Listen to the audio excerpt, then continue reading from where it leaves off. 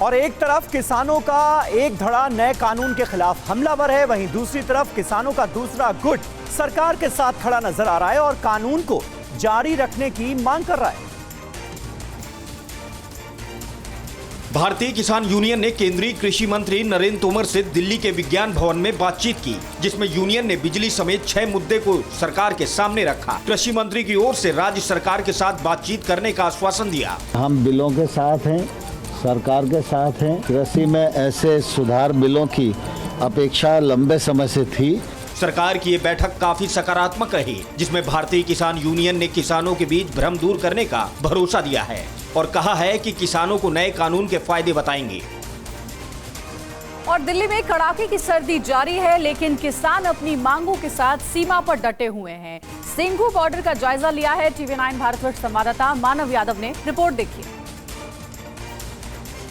मैं इस वक्त सिंघू बॉर्डर पर हूँ। आप मेरी पीछे तस्वीरें देखेंगे तो जो किसान आंदोलन कर रहे हैं वे यहाँ पर खुले टेंट में सो रहे हैं और लगातार यहाँ पर ठंडी हवा चल रही है, जिससे सर्दी और लगातार बढ़ती जा रही है। और दूसरी तरफ आपको ये तस्वीरें दिखाई देंगी जहाँ पर किसान खुले में ज़मीन पर टेंट के नीचे आपको सोते हुए दिखाई पड़ेंगे। सिर्फ एक तिरपाल आपको ऊपर दिखाई पड़ेगा और यहाँ पर सर्दी लगातार बढ़ती जा रही है। तो यानी एक तरफ तो किसानों का आंदोलन चल रहा है, लेकिन दूसरी तरफ किसान ठंड से भी लड़ाई लड़ रहे हैं और दूसरी तरफ उनकी जो मांगे हैं उसको लेकर तो उनका आंदोलन लगातार जारी है।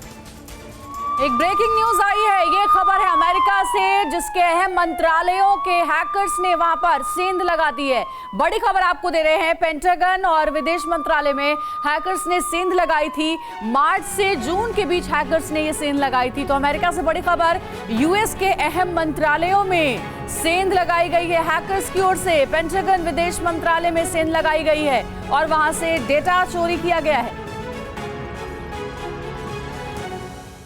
और किसानों के आंदोलन की वजह से, प्रदर्शन की वजह से आम लोगों को तो दिक्कतों का सामना करना ही पड़ रहा है, लेकिन इसके साथ ही रेलवे को भी हजारों करोड़ का नुकसान हुआ है।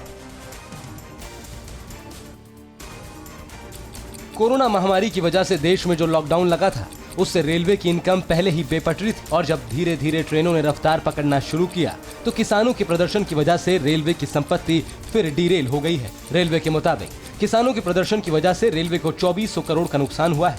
कोयला, पेट्रोलियम और सीमेंट जैसी जरूरी चीजों की सप्लाई पर भारी असर पड़ा है। अब तक 20 लाख यात्रियों की ट्रेनें छूट गई हैं।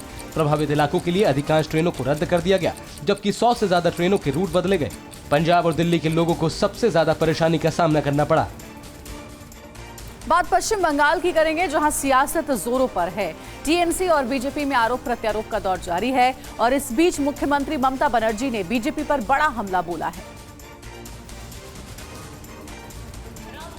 बंगाल में सियासी घमासान जारी है। ममता बनर्जी उत्तर बंगाल में 3 दिनों के दौरे पर हैं। बीजेपी की सियासी रणनीति को जवाब देने के मकसद से ममता बनर्जी ने भी कमर कस ली है। अपने दौरे के दौरान ममता ने बीजेपी पर जोरदार हमला बोला है। जलपाईगुड़ी में एक जनसभा को संबोधित करते हुए ममता बनर्जी ने कहा है कि उनकी सरकार पश्चिम बंगाल में एनआरसी को लागू नहीं करेगी। उन्होंने कहा कि राज्य के सभी निवासी देश के नागरिक हैं और इसे कोई नहीं बदल सकता। बीजेपी पर हमला बोलते हुए उन्होंने कहा कि उनकी सरकार बंगाल को गुजरात नहीं बनने देगी।